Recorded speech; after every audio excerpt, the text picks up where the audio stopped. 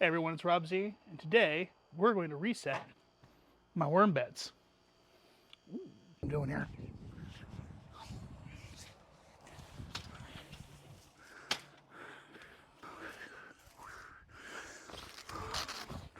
Some unevenness back here.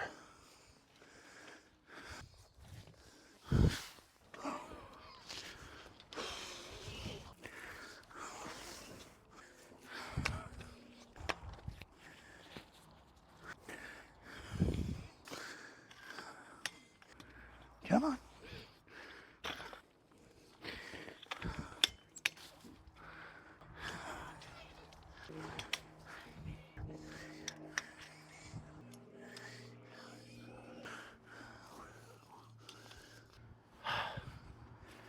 And that's how you set a tent up by yourself.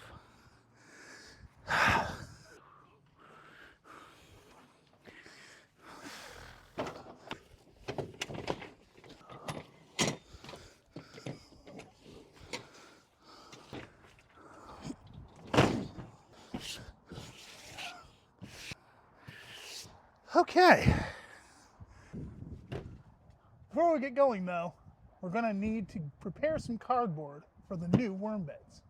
One of my personal philosophies is to work as closely as possible with what nature gives me. And sometimes what nature gives me is a metric crap ton of Amazon boxes. These are perfect for starting off my worm beds. They retain moisture, the worms actually kind of eat them, and they're gonna break down into compost really, really nicely. And there's an endless amount of them. So when I break these down, what I like to do, first off, is to take off anything that I don't think is going to break down at all. And that's going to include things such as all of these glossy labels that can be a real pain in the neck to get off.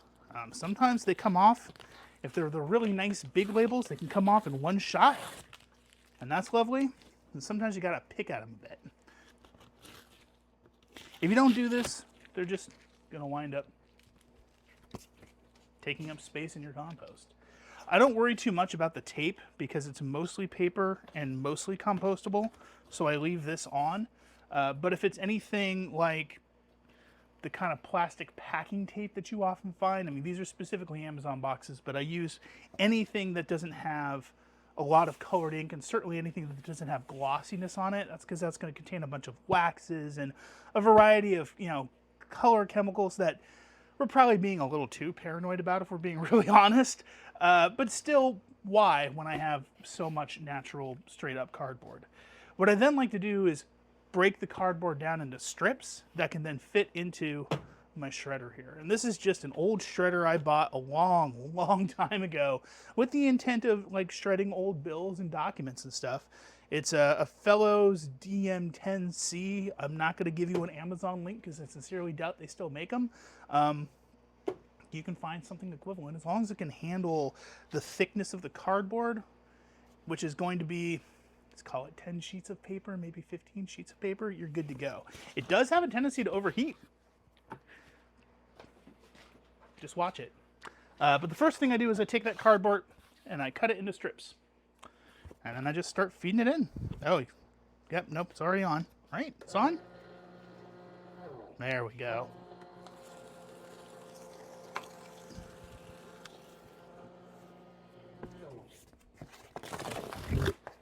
If they're too big, you can just rip them up.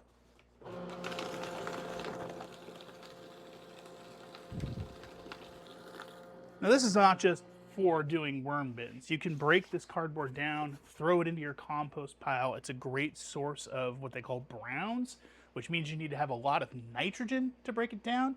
The nitrogen is going to be a lot of the green stuff that comes out of your yard, fresh yard waste, that kind of thing. You mix that up with a lot of these browns, which composters always seem to be struggling for. This is a great way to go for it. Oh, didn't do the best job of stripping these down before, did I?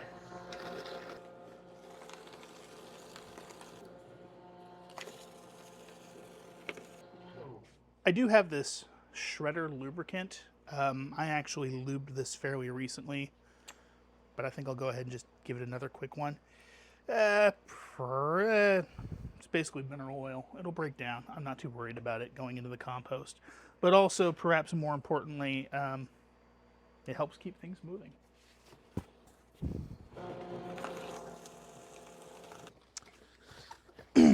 know some people get really nervous about this idea of cardboard going into their garden because they don't know what kind of chemicals or whatnot are in it, and I don't disagree with that. Having said that, if you have a really healthy soil biota, especially filled with a lot of fungal activity, it'll break down a significant number of the kinds of toxins you might be afraid of. It's the heavy metals that we get most concerned about. And while I know that some cardboard might have, I think, cadmium in it, usually you can tell because it has a little bit of like a yellower tint to it, or it's just not this standard kind of brown cardboard you usually see. Most of the cardboard you get is going to be fine.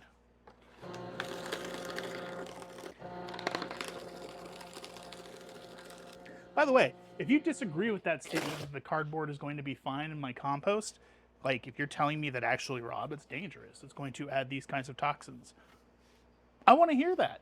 Please let me know. But perhaps more importantly, send me a citation. Send me a link that says that this stuff is dangerous. I need to know, and I will gladly share that information and maybe even stop doing this if I agree with those particular findings. But look, send me the science, man. Then we'll talk.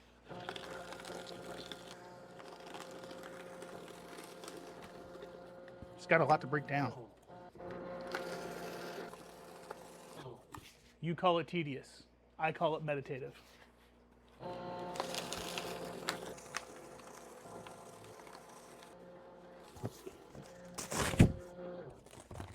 I save time in a bottle.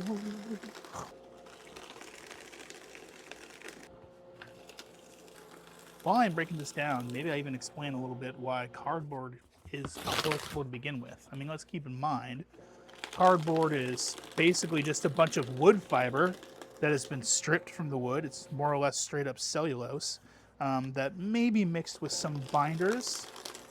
We hope they're organic binders, but they probably aren't. But they're mixed with some binders, and that's what causes the paper to be formed to stick. And what makes it so thick is this corrugation.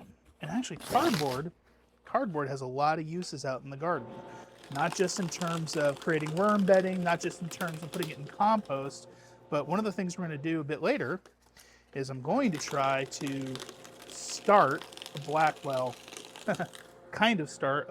soldier fly larva bin. Black soldier fly larvae are really, really healthy for feeding to chickens. My buddy actually raises them so he can feed them to the lizards that he raises.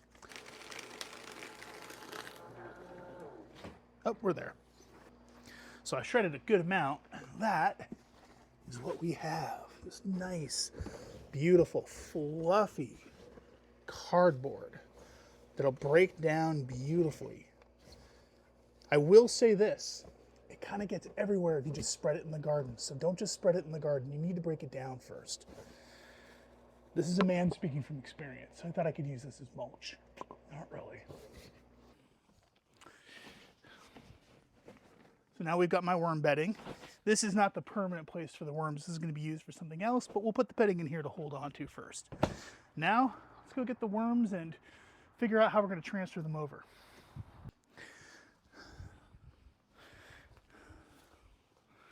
This is where I'm going to put the worms temporarily while I sift through and figure out what's going on in there.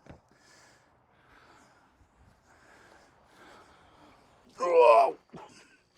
Holy crap, this thing's heavy. Oh! Thing's heavy. All right. Now, I got to sift compost. So let's go get the sifters.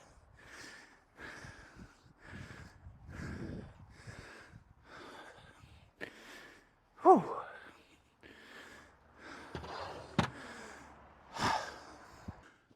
I think I have everything and I'm ready to go. Let's take a look at what's going on in the worm bin. It's hot out here today, so I apologize if I'm breathing heavy.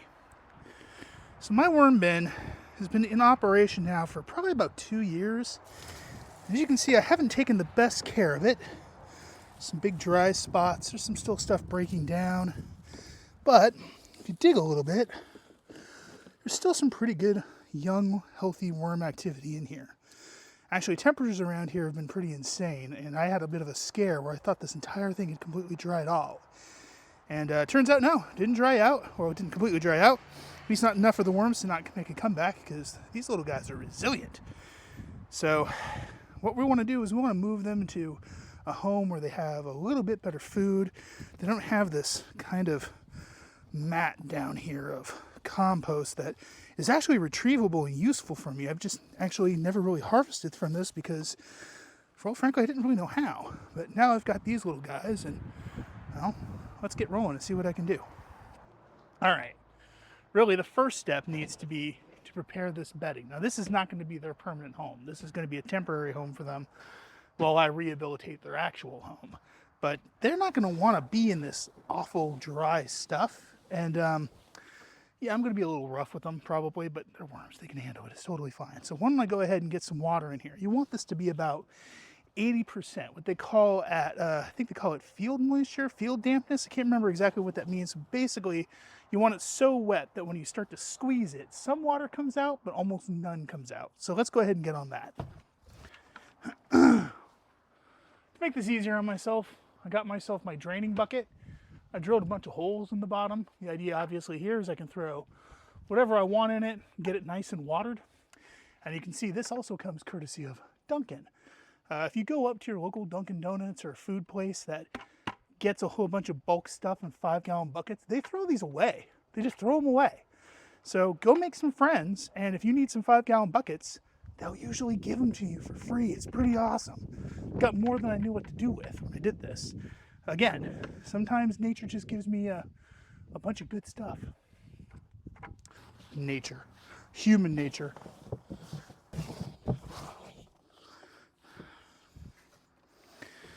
Okay.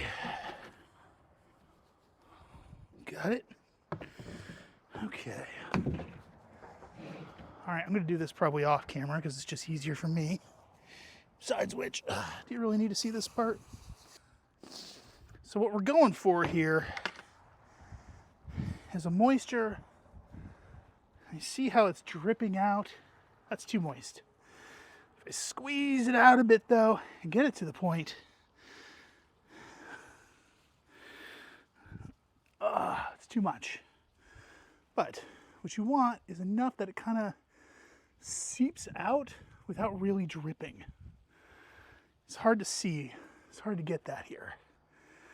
And if it's a little too wet, actually for right now, I'm not too worried if it's a little too wet because I'm going to be moving and transitioning these worms so many times, it's going to dry out on its own. There you go. Let's go ahead and just toss this in here. The worms like damp. They don't like too much damp. And if you get too much damp, then your bin can go anaerobic. And if your bin goes anaerobic, weird things can happen. Bad things can move in and make your worms very, very unhappy. They need oxygen to live. All right, I think I'm feeling good about this. So what we're going to do, we're going to try these 3 to start with. All right, so for some of these bigger pieces that are coming out, I'm going to clip them in to smaller amounts. Makes it a little easier for the worms to break it down. Clearly I didn't do this when I put this in here initially. Okay, what else we got? Some other big chunky like weed-like things.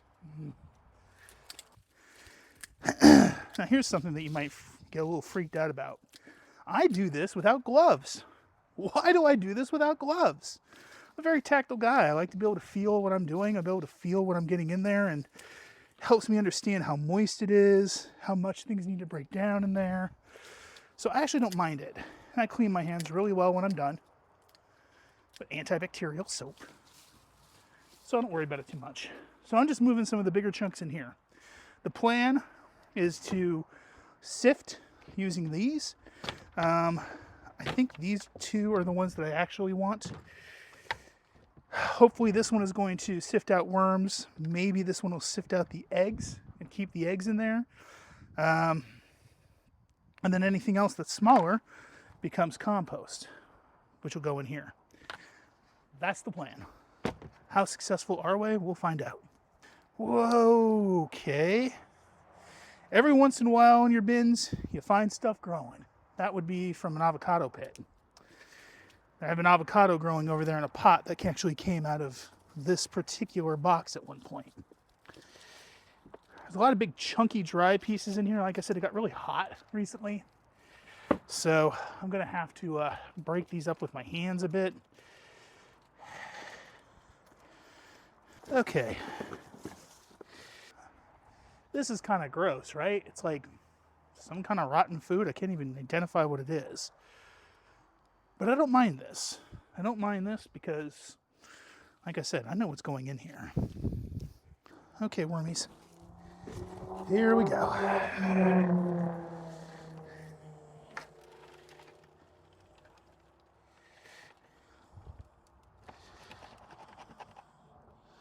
Try not to grind down the worms in the process, but some of these chunks are so big and thick and dry that I don't think it's going to do any negative damage to the poor worms. Like I said, I put this bin together a long time ago. And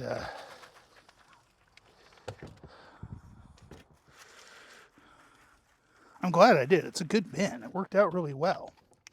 I've been able to break down a lot of interesting stuff.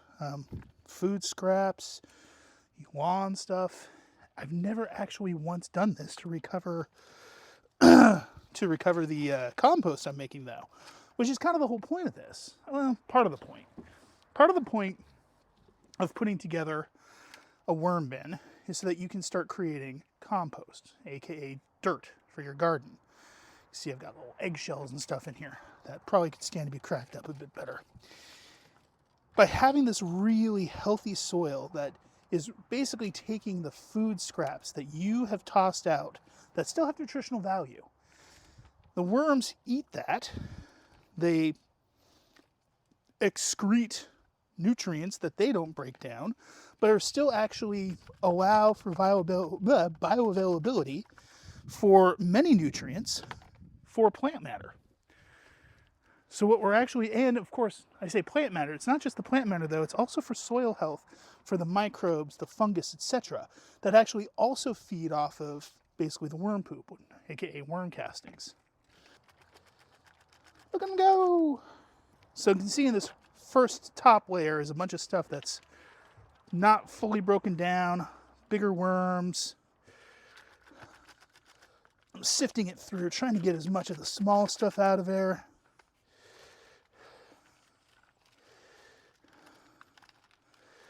This is, I think, the 1/4 inch one. So anything that's greater than a 1/4 inch will pass through to the bottom, which includes some of our worms. Just gonna dump that in there. If I look at this guy, oh, this is good. See, there's a lot of worms in there and smaller siftable pieces. I'm just gonna run this like this for a minute, see what falls out. And that beautiful crumbly bit at the bottom. Oh man. That is the worm castings. The result of many years of worms eating my leftover food and random yard waste, cardboard, anything else I've found to throw in here over the years that I knew they'd eat. Ooh, this is delightful. This is delightful. Ah, it actually smells surprisingly good too. That might be a shocker. Here, you guys, join your buddies. Okay. It's kind of interesting to go through this and see what has and has not broken down. I mean, obviously, big seeds like avocado seeds, and I've got acorns in here too.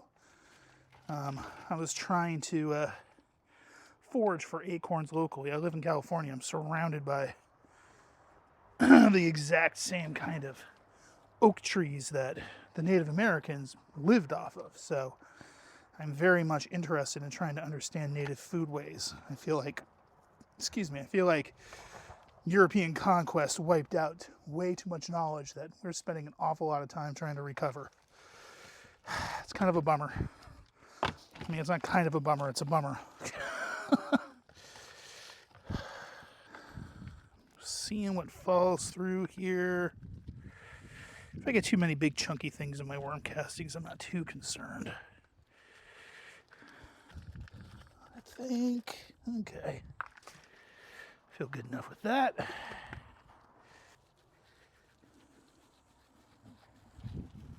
Woo! It's like panning for gold. Instead of panning for worms.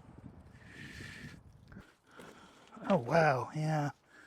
Unfortunately, like I said, in the high heat recently, entire chunks of this thing dried out on me, which I thought I was more on top of. Apparently not. I feel a little guilty about that. It's all right, though.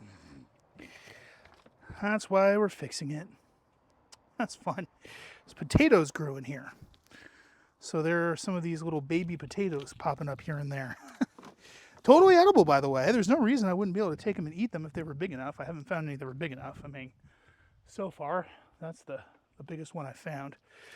I mean, all kinds of stuff wants to grow in here because it's full of nutrients. And if you're not careful, it'll take over the entire bin. You know what? Yeah, that bigger screen ain't the worst idea. As a first step, let's do this.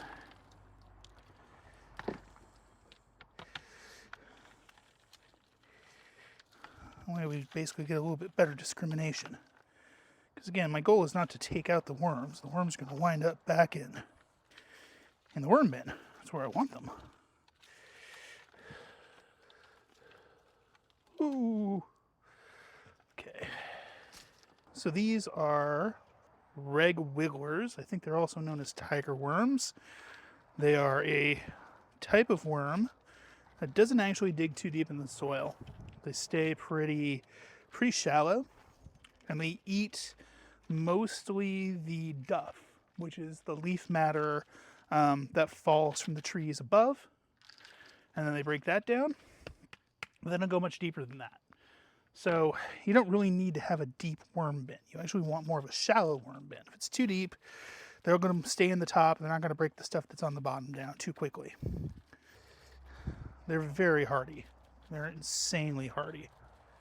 I mean, they don't like it when it's too hot. They don't like it when it's too cold. But like too hot is like direct sun, 100 degrees. I keep them on my back porch. And too cold is, well, it doesn't really get too cold here for them. I mean, frost would probably kill them. But I don't think frost has ever affected any of my worm boxes because they're deep enough for it not to actually affect the worm boxes. All right.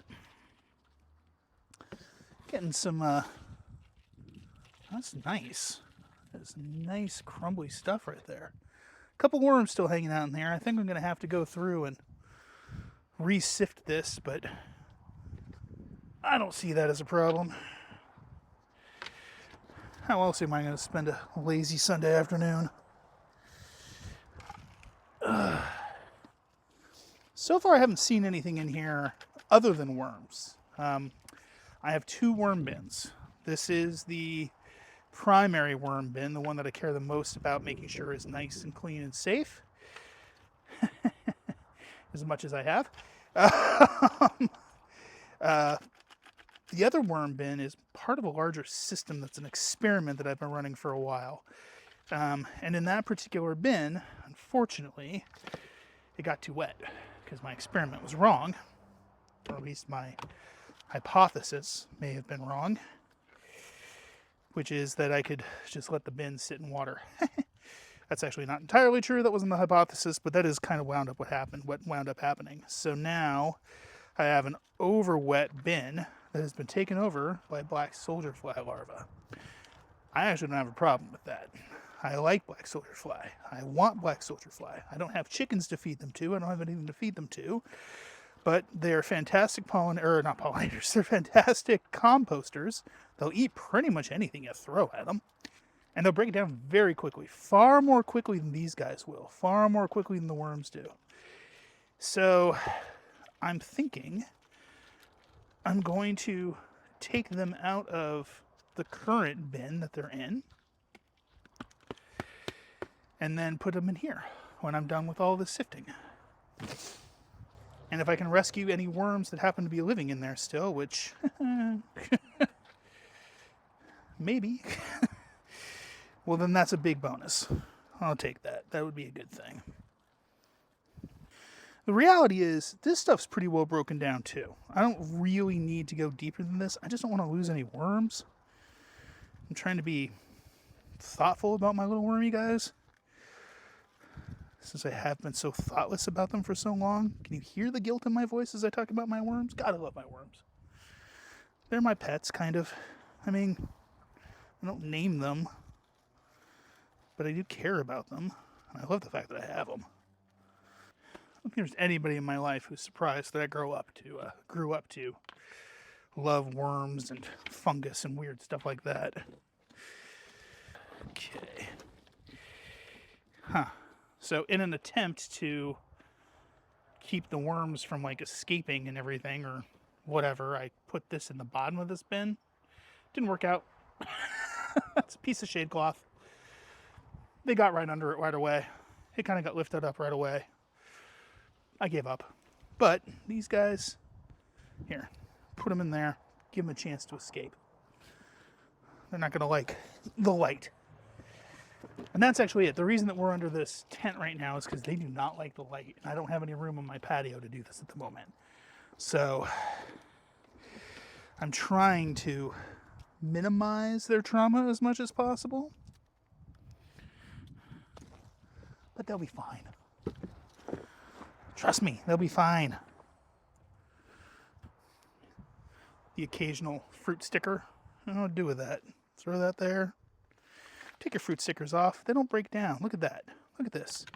Stuff's been here for like 2 years. It hasn't broken down at all. It smells like soil though. This is not stinky.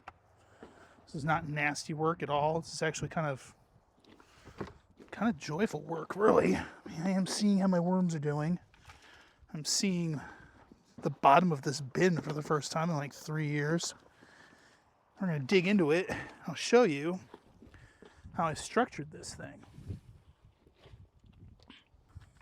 I was really worried about my worms. I think I didn't have to be, because there's quite a few in here. I feel really good about that. I thought this was going to be a rescue mission. It's really just more of a rehab mission. That's good. I feel better about being such a terrible worm daddy up to this point. So I really am a terrible worm daddy. My God. It's like I went out for a pack of cigarettes and never came back. But I mean, look, let's really be honest here. They're worms. They can take care of themselves. We have a tendency to anthropomorphize too many things. We have a tendency to be way too delicate with some things than we really need to be. And worms are one of them. If you just kind of let them do their thing, let them be worms, they tend to do pretty well. You know, don't ask too much of them. Feed them. Keep them moist. Keep them not too hot, not too cold, which is to say, pretty much if you're comfortable, they're probably comfortable. If you can handle it for reasonably extended periods of time, they can handle it for reasonably extended periods of time. In the wintertime, I have brought them into the garage in the past, but I don't live in an area where it really drops below like 50 degrees very often. Fahrenheit. What is that for you guys in Europe? 14? I don't think it gets below 14. Maybe 10 degrees Celsius, which is what? 30, 35 occasionally. I mean, we do get frost here. But, you know, it's usually temporary and it usually jumps back up. Sifty, sifty, sifty. The other benefit of doing this is when you sift out all the little parts, they're kind of left with the big ones that they have to break down. They're not wasting their time trying to swim through, you know, inches of their own, this is terrible, thickened excrement. How's that for a word to use today, huh? Thickened excrement. Whoa. These eggshells are fun. They get filled with dirt, and then they're filled with worms. Basically what I'm just doing here is rubbing it on the screen, just kind of working it through the bottom. I like using this 1/2 inch first because it's getting a lot of the big chunky pieces, keeping the chunky pieces from falling in. It's allowing just some smaller pieces to go through, so it's actually making this a little bit more efficient, I think. Even if it is taking a little bit more time. Oh yeah, look at that. Alright. A lot of acorn bits. A lot of just leftover food. Still needs to break down. It's kind of interesting to see how long it takes for this stuff to break down. Moving it around, letting everything fall through that's too small. This is the 1/4 inch. You know what's funny about making a YouTube video? You watch these people make amazing things on YouTube. You see them like create these amazing sculptures or paintings. See them completely rebuild their garden or reset their worm bin. And you look at the runtime of the video and it's like 15 minutes, 20 minutes, and they got a lot done in that 15, 20 minutes. And it turns out that's the magic of editing. Because this is taking forever. Easier in the YouTube video. I did it because the YouTuber made it look easy. Whoa. I think I just saw a knotworm in here. Oh yeah, there's knotworm. Every once in a while I'll find a pupa. Like that little guy, I don't know if you can see that. I'm not sure what that's to. It's probably a black soldier fly or something, I don't know. Occasionally you'll find beetle grubs in here. It's all good. They're all doing the same thing. They're all breaking down my extra food and turning it into something that the soil microbes and the plants and then turn into food for me. Worms, to me, are amazing animals. One of the most fascinating things about them, a lot of worm people love saying this, their entire body is basically one giant taste bud. They are using the cells on the outside of their body to navigate their way through the dirt, through the worm bin, to go and find food. And they're doing that through smell and taste, which are very, very closely related. And so basically a worm is just constantly tasting all the world around them, their food. And if you've got a nice, well-fed worm bin that doesn't have a lot of competition going in it and stuff, I think the worms have got to be the happiest worms on the planet. Like, perhaps the happiest creatures on the planet. I kind of wonder whether or not good people come back as worms as a result. Because it sounds, in a really healthy worm bin, because it kind of sounds hedonistic. And then they get into these weird worm orgies. And that's how they exchange their genetic material in order to get eggs, produce eggs, and create more worms. Whee! Being a worm is an orgiastic experience. Non-stop. Until you're eaten by a bird. Or you die and become worm food yourself. I don't know. I've heard of worse ways to live. Like being a politician.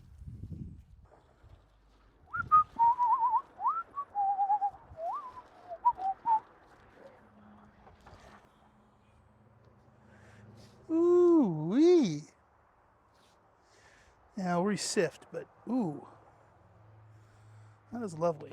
It's probably not really required to re-sift. Actually, I can tell you definitively, it's not required to re-sift, but why not?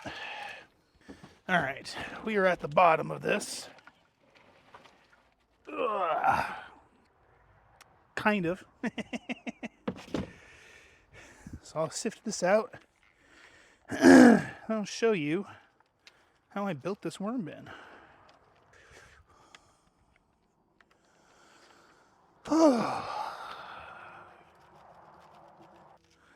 By the way, I'm just kind of tossing this around in here. I'm not really like rubbing it too hard. I'm not trying to scrape it too hard.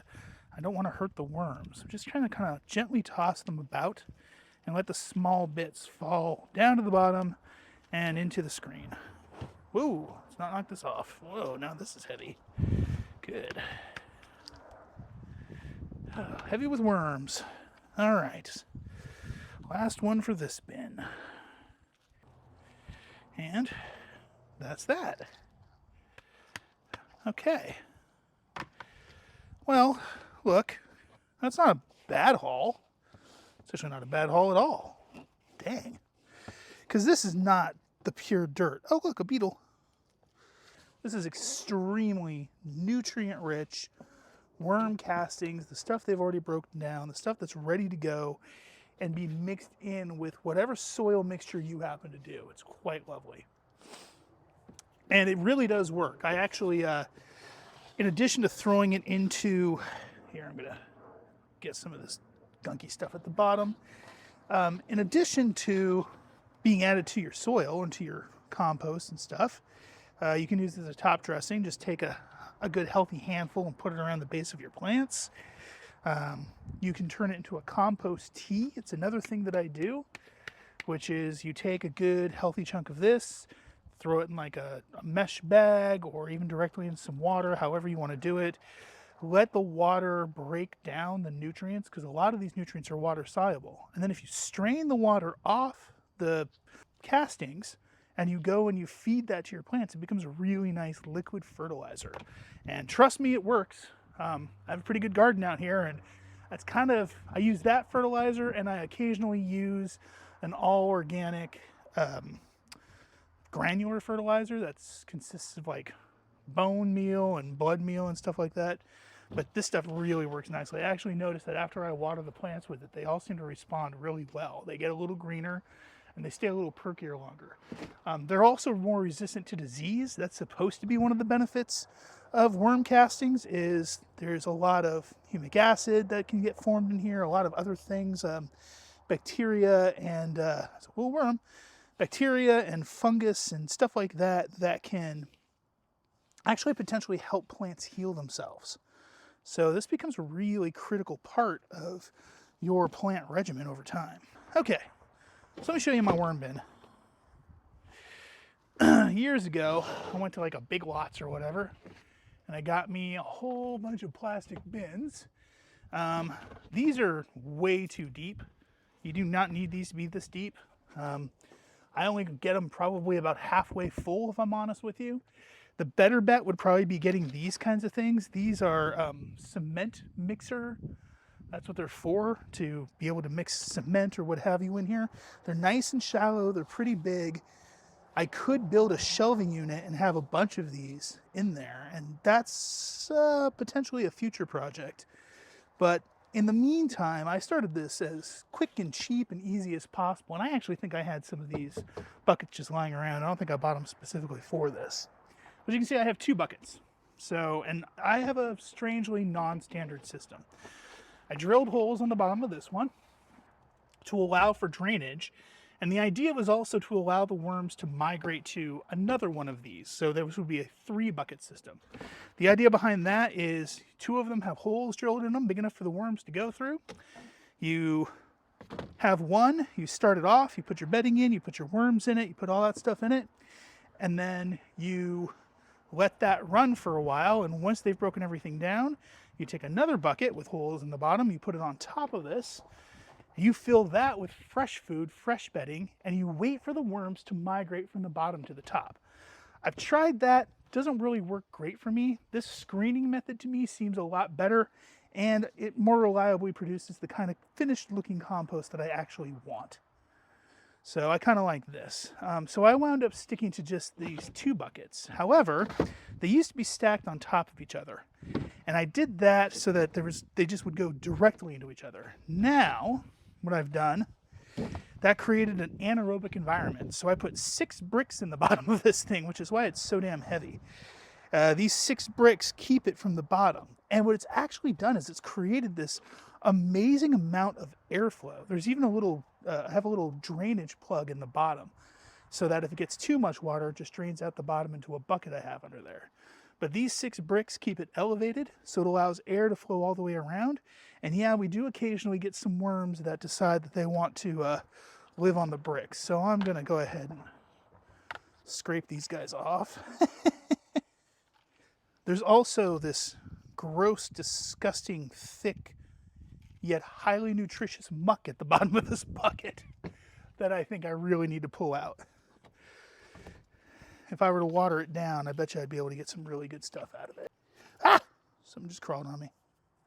That wasn't a worm. There are ways to keep these so that you don't have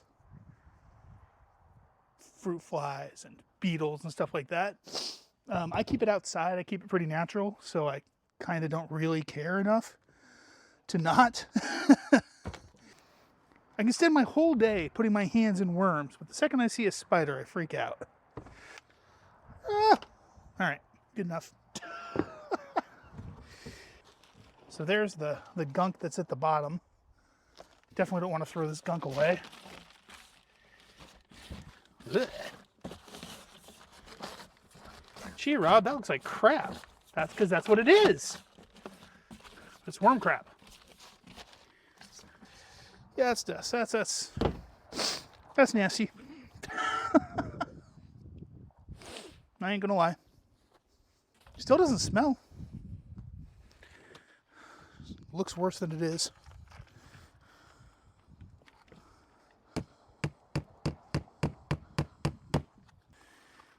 Okay, I didn't get much. I didn't get much from my efforts. That's okay.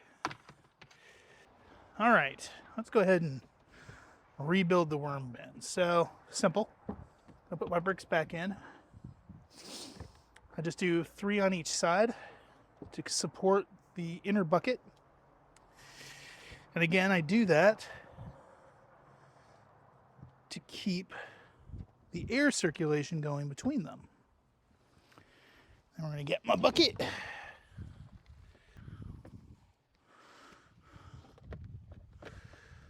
Is that right? I must do it that way. 6 bricks, 3 layers of 2 bricks. That must be what I do. It makes more sense that way. Okay, cool. This is the mat that was at the bottom. I'm not going to replace it, but I am going to make sure that there's no worms still hanging out on it because it's time for them to get out of the mat. Yeah, that's what's left. It's all right. That's healthy. I'm going to mix this up so that all of that nice moist cardboard we put in here now intermingles with all of the worm stuff, all of the excess food that still needs to be broken down. Okay, there we go.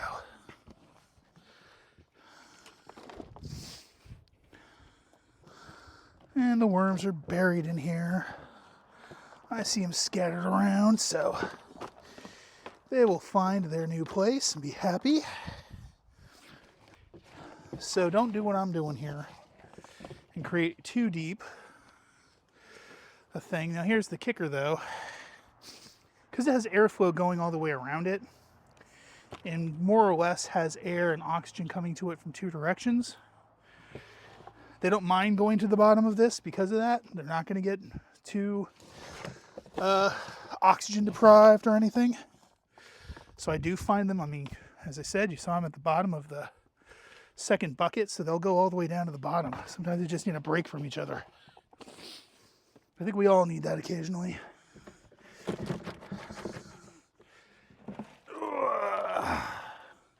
Get some last bits here. I don't see any. Oh, there's a whole bunch of worms right there. Sorry, guys. Come here. Come on. Come on. Come to your new home.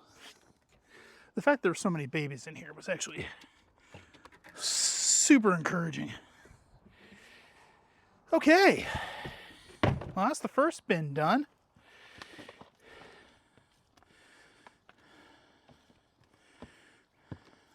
Happy worms. Now it's time for us to go to the next worm bin. You can see this one's a 5-gallon bucket, courtesy of Duncan. And This particular 5-gallon bucket, oh, there's still little wormies. Come here, buddy. Oh, I know. Hold on. You're going in the bin. See, we are rescuing worms. So, this is a 5-gallon bucket. Not an ideal bin for a worm. That was not actually my intention. It's way too deep. Ideally, you want something that is going to be pretty shallow. Probably, like I said, close to this guy. Because I don't want to go too deep. This does have holes on the bottom. And again, when I get to the bottom of it, assuming that this lasts, I will show you that. There's a second problem with this particular bin, and this is especially nasty. I allowed this bin to get too moist. So we don't really have worms in here so much at the moment as we have, here, you know what? The worms are going to go back in here. We don't really have worms in here at the moment as much as we have black soldier fly. And this stinks, and it's kind of nasty. So I'm not looking forward to this, but we're doing it. And I'm still doing it with my raw hands, my bare hands, because that's how I roll, folks. Oh, and you're going to see there's a lot of like flies and stuff around me. Oop, get in there. Get in there. The black soldier fly are a lot larger. A lot larger. And they're going to live in this bin. This is going to be the black soldier fly bin going forward. I'm probably going to put it in a shady-ish spot somewhere around here. On the side of the house and kind of out of the way so that the black soldier fly can find it. Ugh. Yeah, there's some not so great stuff in here, but we got to do it. Okay. And there's a lot of black soldier fly pupa in here as well because they couldn't escape. We're going to try to fix that. Yeah. Okay, this is kind of nasty and it stinks. I'm not a big fan of this. And there's a lot of really big, mature black soldier fly in here, which I would love to have a chicken to feed these to. Black soldier fly are not like house flies. And in fact, this guy right here who's flying around is a normal house fly. Under normal circumstances, they don't actually like being around the black soldier fly. Not that the black soldier fly are particularly bad or anything. In fact, they don't bite. They don't have, the flies themselves have no mouth parts. And they don't like carry disease or anything. The grubs very well may. But a lot of the flies don't. And they're not really a nuisance fly. They look scarier than they are. They're these beautiful, deep black flies that have, oh God, that's nasty smelling. This is nasty smelling because this is very wet and anaerobic. I lost my train of thought over the grossness of this. I don't mind the grossness. I consider it somewhat experiential, and it's not dangerous to me as long as I keep my hands out of my mouth. Keep things pretty clean. All things considered, this smells exactly like you would expect a housefly's food to smell, if you catch my drift. It smells like poo-poo. It smells really bad. I'm kind of impressed with how bad it smells. Black soldier flies are not scary. They look scary. They're big and they're black. And they have a little iridescence to them, which is kind of neat. You know, they don't really want to hang around you any more than you want to hang around them. I see them in the garden. That's always a good sign. Because, again, when they lay, the flies themselves have no mouth parts. I don't believe they excrete anything. They don't live very long.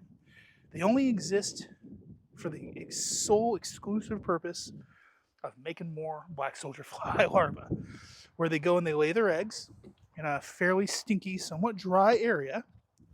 And then when the larva hatches from the eggs, it falls out into whatever area beneath. Ugh. Why am I getting a weird little hoverfly? God, you guys are weird. You guys are into weird shit. So the difference between the black soldier fly bin and the worm bin is really kind of the level of moisture and whatnot that we're putting into it, right? So it's okay for the black soldier fly bin to be stinky and wet and somewhat anaerobic because they don't care. They're going to dig into it and eat as much as they can. They're going to turn it into poop, and they're going to molt, and they're going to do all kinds of stuff. I can't remember what the term frass, that's the term. When insects have, it's not just insect poop, it's also like their moltings and basically everything they excrete. That's considered to be frass. And that's what we're getting out of this. It's going to be a lot of frass, at least at some point. Right now, it's not going to be frass. Right now, it's going to be.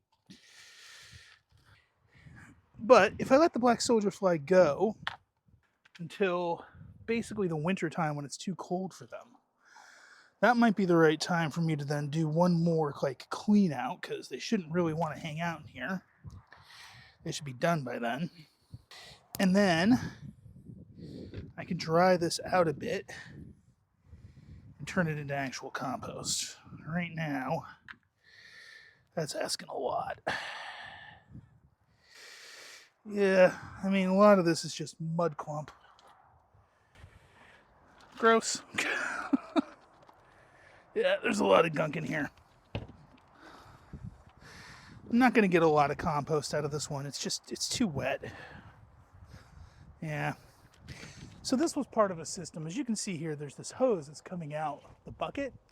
And then inside the bucket, I had this little spray system. And the idea was once a day or so, it would spray water down onto the worms to make sure they stayed moist, you know? And it worked pretty well when I had it running, but then I noticed that the system got clogged and kept overflowing. And I think the reason for that is because it just got too compact at the bottom. There is some rocks and stuff that I threw in here to try to open it up. Yeah, but it really, really got dense at the bottom. And unfortunately, I let it sit for too long. And because it was perched over a bucket to collect the water and basically create compost tea for me, it wound up that water got up to the level of this, and this just became a giant wicking system. And I think that's what's going on here, is it just wicked all the water up into this and just made it so moist that it created the perfect environment for the black soldier fly larva to take over. And I got to tell you, that happened quickly, because I was checking on it pretty regularly during the beginning of the summer, and I had a ton of worms in here. It was great. They were so happy. But I must have just let something happen that shouldn't have happened, because in the course of about a week, this happened, and then all the black soldier fly moved in, and all the worms seemed to be gone. That's sad. The good news is, because I have the other bin going, I should be able to propagate that bin. And in the process of propagating that bin, restart this into a worm bin. Having said that, I need to rethink how I'm going to fix the flooding problem and this water saturation issue. This is nasty. Phew.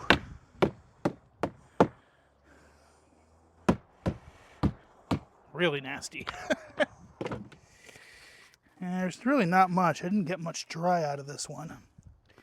Not that I really expected to. Ugh, gross. You can see I put holes in the bottom for it to drain. And that's it now, quote unquote clean. So I'm going to have to reset that and rethink that.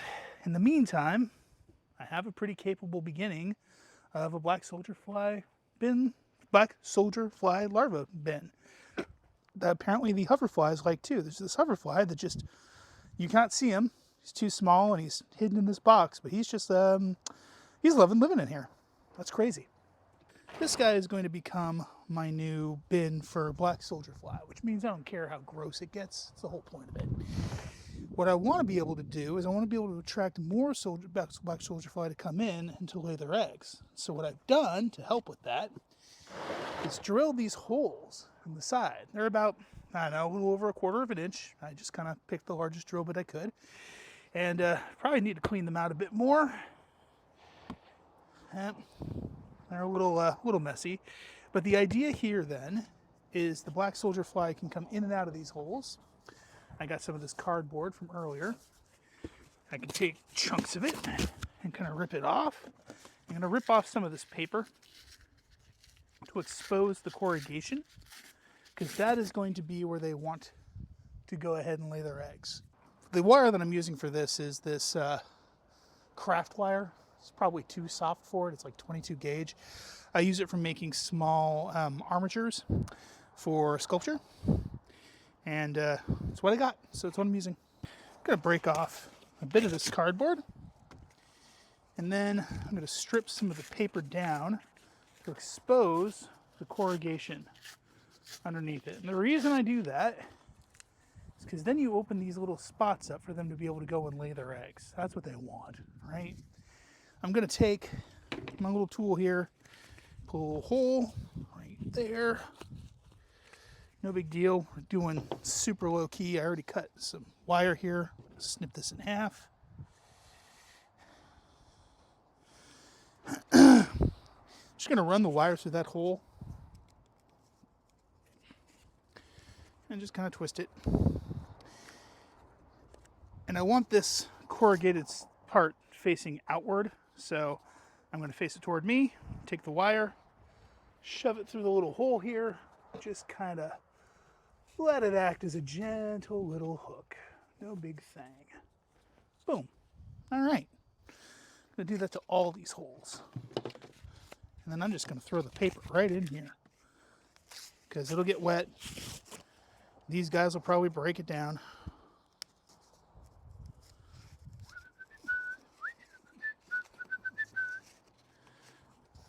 Twisty, twisty wire. Put it through the little hole here, hook it over. Boom. Just give you an idea of what it looks like on the inside. There you go. Corrugation is facing the inside of the bucket. You can see the little holes on top. That's where they should be able to want to poke through. And then it's just kind of hooked right on the outside. Very simple. Nothing to it. If you don't have aluminum craft wire sitting around, you can use paper clips for this. Oddly enough, I don't have paper clips sitting around. If you don't have either sitting around, hopefully you're going to a nice local hardware store, a nice local craft store, hobby store, but probably not. And that's not your fault, unfortunately, because there's very few of those places left. The next thing that I did that you didn't see was create these little pipe walkways. These are just regular old, I think, 1/2-inch PVC pipe I have lying around. What I did is I figured out where it's going to come out of the box, and then you got onto my bandsaw and cut halfway up, and then created this little thing that goes out beyond it. Now what I did was I took the top of this box, which is this guy right here, and I drilled 2 holes about where I think they should come out. You see that? And then I'm going to take the little ramp and I'm going to stick it in as shallow an angle as I can into this thing, all the way down to the bottom. I'm going to do the same thing with this other ramp, this other hole. Now there's a reason for this. What happens with black soldier fly is once the larvae are ready to pupate, which is to say go into their cocoons and turn into flies, they want to get out of the muck and they want to go somewhere else. They actually want to go into a nice dry place. What this has done, actually, we'll take these out so you can see this without the top. With the top, this will keep animals out. This will keep mostly anything but the black soldier fly out. That's the idea. But with these, with the ramps, they're going to go down in here and stick in the muck. Now you can see that. That is going to provide the off-ramp for these little guys when they're ready to pupate to come out. You can see on the tips, I've got these little elbows. I am going to point this over a bucket. And then hopefully they will drop out into that bucket and then they can be collected. Now the reason I'm collecting them is mostly for the sake of trying it. I don't actually have a use for them yet. If I had chickens, if I had lizards, if I had any kind of animal that ate grubs, this is a food source for them. I mean, for that matter, you could just have your chickens poke around in this thing, but then they're going to pick everything out. So, like, better to have your own dedicated thing for this, your own dedicated location.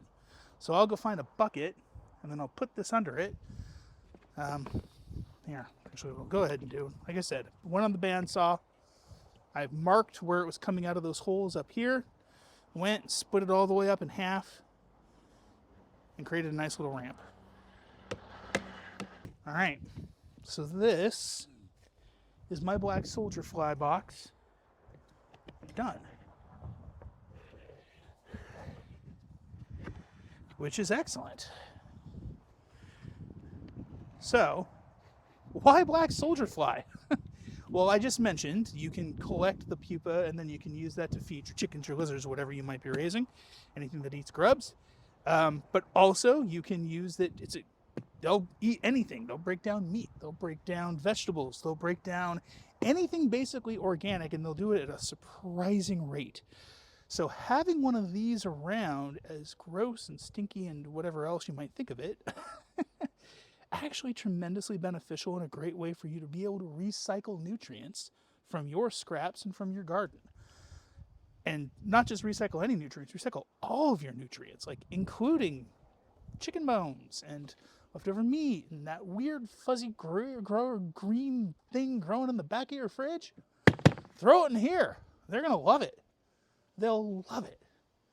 It shouldn't stink too much. It was pretty nasty over there. That's because it was really wet and in a really bad environment. In this environment, I'm going to keep it kind of moist, but it should still be fine.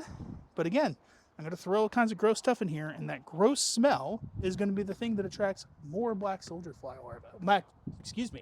more black soldier fly to come in and they lay their eggs on the cardboard inside. The good thing about that is that it happens during the heat. It happens during the summer and into the fall, starts in the spring. Come winter time, they have a tendency to go dormant, and this will be a dormancy box for some of them, I assume, as well. So come next spring when it heats back up, they'll come right back to life. Composting is about recycling the nutrients that you and your animals and your plants, frankly, don't use. So any extra plant matter, any extra food on your plate, anything like that can become compost that then gets broken down by all variety of different insects. We're talking about black soldier fly larvae today and worms primarily, but also you saw a bunch of wasps. You saw a bunch of other flies flying around here. There were some maggots I didn't show you that were in here that were not black soldier fly maggots. You saw some beetle grubs in there. In fact, we even saw a beetle pop out. You might look at that and say, oh no, like they're taking over. They're going to hurt my poor worms. Well, yes, I have no more worms in this particular bin, which is a major tragedy when you consider how healthy that worm bin was before I allowed it to get too far. But that's okay. The black soldier fly are doing their job. I still have more worms that I am absolutely going to be propagating and trying to expand as I figure out that system. And that'll probably be another video, is looking into how I can rehab that system and make that work again. But the importance of doing this compost is it allows you to build soil. It allows you to actually recycle. It reduces the amount of waste that is leaving your home, your office, what have you. If you are particularly aggressive, you can get all of the things you need to get composting from all around your town. Go to the backs of restaurants, ask your coffee shop to provide coffee grounds if you need nitrogen.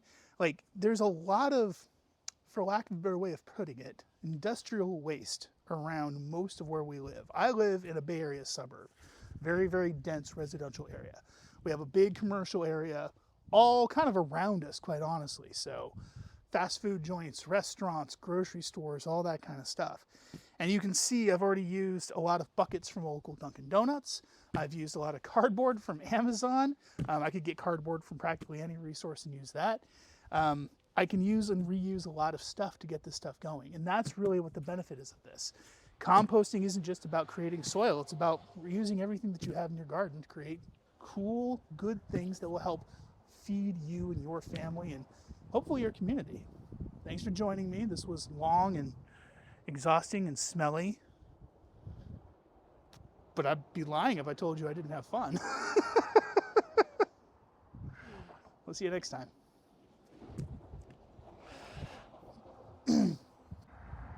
Just want to show you Black soldier fly larva. This guy wants to pupate. He's escaping. Look at him run!